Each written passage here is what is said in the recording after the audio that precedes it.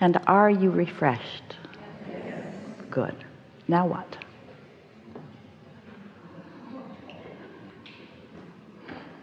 There's supposed to be fewer and fewer and fewer and fewer, yes?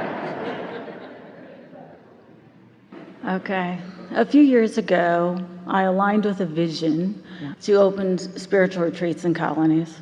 And it was a matter of time. I knew it was not right then.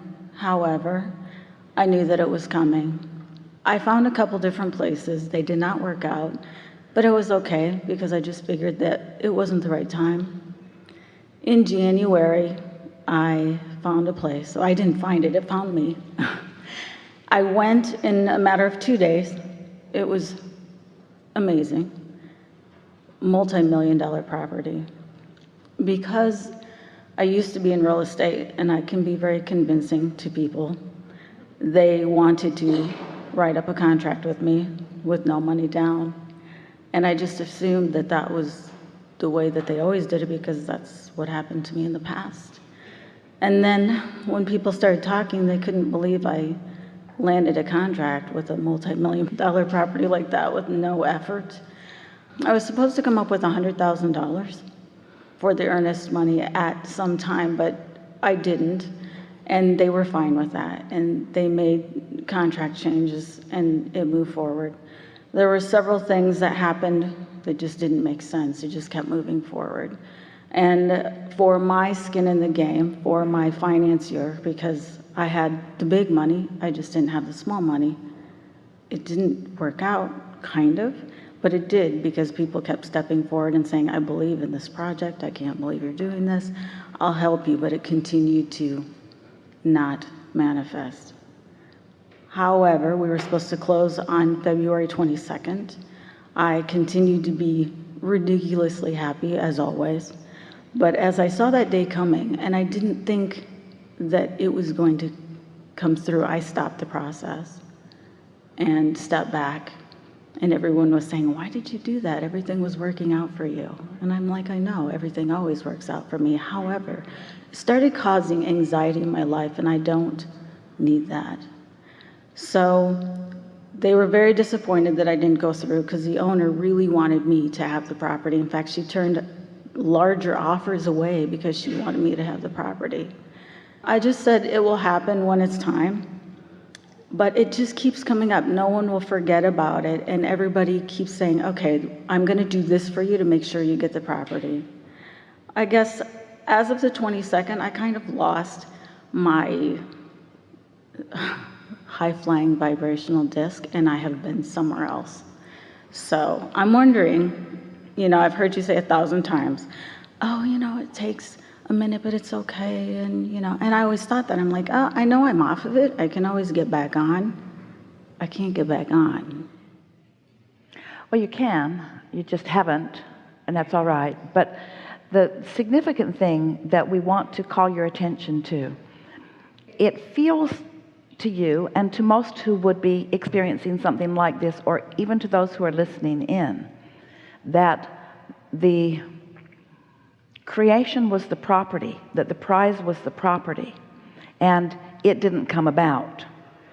When it's the journey that is the creation, it's the journey that is the prize, and you are having a wonderful journey in this process. The way it kept unfolding for you, the way it kept yielding to you, the way people kept showing up for you. And what if that was the journey that you were on? What if this property was just the goal that you set in place so that you could have that ongoing journey, ongoing journey, ongoing journey? Sort of following this.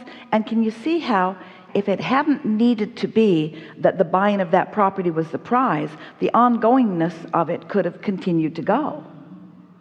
It was the misunderstanding about what the true creation was about that we want to have a conversation about.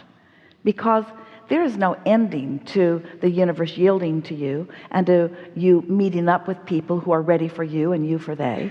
In other words, this is just the way life is. But there's something so ordinarily human about calling this the prize and wanting to almost force that manifestation. Now, you were gentle about it and you were not forcing it until it got into more of that deadline sort of feeling.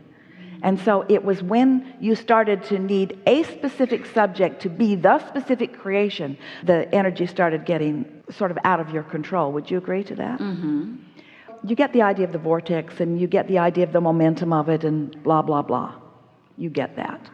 We're starting to tell you the short version of it when we know that you've heard it so many times before. So now you're in the receptive mode and you receive an idea. And we haven't really done this topic justice today, because when the vortex is moving and it is broadcasting and receiving and broadcasting and receiving and broadcasting and receiving, and you get into the same vibrational mode that it is, so that you are in the receptive mode, now the dynamics of that vortex begin showing up to the degree that you allow it in your own life experience. You're following that? And so that's when you get this idea. The idea. When that idea came, you said a while back, I got this idea. When that idea came, that's exactly how it came. Now, if you stay in the receptive mode, that idea will naturally gather its own momentum. This is something that most humans don't understand, and this is why we said don't go back and listen to the recordings over and over again, because you want to turn this vibrational understanding into the action-based understanding that hasn't been working out that well for you all along anyway. So the tendency is, once you get the idea, to want to spring into action to try to bring it about. Now, you weren't doing much of that. In other words, you allowed yourself to be in the receptive mode, and you saw properties and none of them really rang your bell. You had the idea, you knew you would know it when you saw it, and when you saw it, you knew it. But that was just part of that delicious journey unfolding. And so, can you see how the idea seemed to come out of nowhere? You just got in the receptive mode. And the property seemed to come out of nowhere. You just got in the receptive mode. And then another and another and another and another just seemed to come out of nowhere. Wouldn't you like to hold yourself in a state of perpetual that sort of thing happening? That's what you all intended to do. So where does it go wrong for you? And wrong isn't the right word, but where does it start getting vibrationally all out of balance? If you could leave all of your creations open-ended, if there could never be that escrow period that comes to an end, if it could never come to the point where you're making that final commitment, not that final commitment, just a steady, happy commitment all the way along. You gave us the answer to your own question before you even presented the question to us, as you said, I knew it wasn't the right time. I knew it wasn't the right time. Well, what do we mean when you mean it wasn't the right time? What we mean when you mean it wasn't the right time, I wasn't in the right or a clear enough or a pronounced enough or a momentous enough state of allowing to allow the timing of it right now. But I sure was in enough alignment to allow the idea and to allow this and this and this and this and this. So nothing has gone wrong, except you've shown yourself how powerful you are, and you've shown yourself not to put a period at the end of any sentence, that you've shown yourself not to try to rein in the culmination of something and call it a done deal. Understood. You do understand. I know you do. I do. It's like so many people in relationships. It would be just great if you didn't want to drag them off and marry them. You are my creation. I know I'm right here. No, you married to me is my creation. You in bondage to me. We're just being a little funny here. Actually, not that funny from your response. But there is an ongoingness. If you could just accept that things are always working out and not need the punctuation mark that proves that they worked out. We want you to feel like things are always working out, not that they have worked out. Right. How's that?